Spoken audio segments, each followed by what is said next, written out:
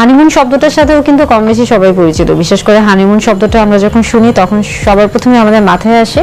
নবদম্পতি। হ্যাঁ, আসলে নবদম্পতিদের ক্ষেত্রেই আমরা দেখা যাচ্ছে যে হানিমুনের হচ্ছে একটা কি পরিকল্পনা করা হয়, অর্থাৎ নতুন যে স্বামী স্ত্রী হলো যারা, তাদের দুজনকে বোঝার জন্য পারস্পরিক তাদের মধ্যে যেন একটা মিউচুয়াল আন্ডারস্ট্যান্ডিং হয়ে থাকে বা ইতিবাচক একটা মনোভাব তৈরি হয়ে থাকে, সেটা তৈরি করার জন্য কিন্তু এই যে হানিমুন যে প্রথাটা রয়েছে এটা কিন্তু হচ্ছে অনেক বেশি পরিচিত।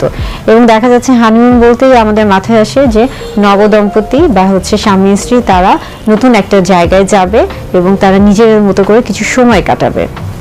কেন এই শব্দটার কথা বলছি? দেখা যায় ইদানিং বেশ কিছু রোগী আমার কাছে আসছেন এবং তাদের মধ্যে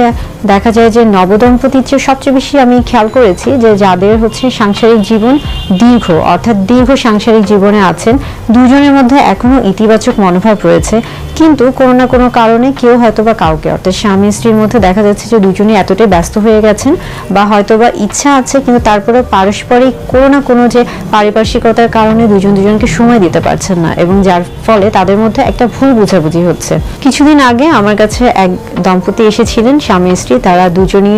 খুবই ভালো এবং তাদের দুজনের মধ্যে খুবই ইতিবাচক মনোভাব রয়েছে, কিন্তু তাদের সাথে কথা বলে বুঝতে পারলাম তাদের মধ্যে বেশ কিছু সমস্যা কাজ করছে। আমি যখন তাদের সাথে কথা বললাম, তাদেরকে সময় দিলাম, অর্থাৎ কাউন্সিলিং এর, আমি যখন চিন্তা করলাম যে তাদেরকে আসলে আমার মনে হয় একটু কাউন্সিলিং করা উচিত, কারণ আমি যখন তাদের কাছে ইতিহাস নিচ্ছিলাম তাদের হিস্ট্রিটা, তখন বুঝলাম যে আসলে তাদের দুজনের মধ্যে আসলে কোনো সমস্যা নাই। তাহলে সমস্যাটা তৈরি হচ্ছে কোথা থেকে? তাদের পারিপার্শ্বিকতা থেকে। দেখা যাচ্ছে যে হয়তোবা তার স্বামী যখন ইচ্ছা করছে তার স্ত্রীর সাথে থাকার,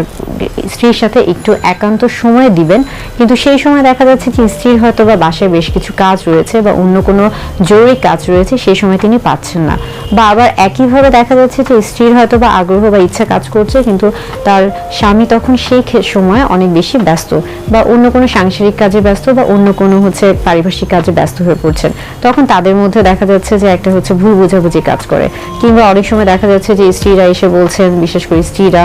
যে হচ্ছে আমার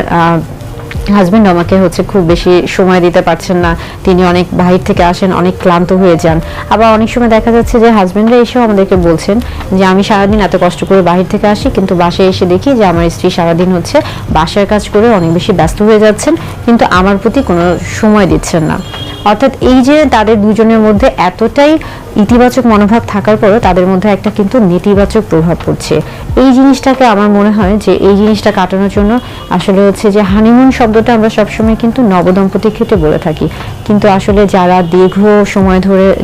একসাথে জীবনযাপন করছেন বা সংসার করছেন, তাদের জন্য আমার মনে হয় যে আবার নতুন করে হানিমুন শব্দটি চিন্তা করা উচিত। কেননা হচ্ছে যে আপনারা যখন আসলে একঘেয়েমি একটা, আমরা যখন জীবনে বসবাস করছি, বেশ কিছু কাজ করছি, আমাদের মধ্যে অনেক চাপ,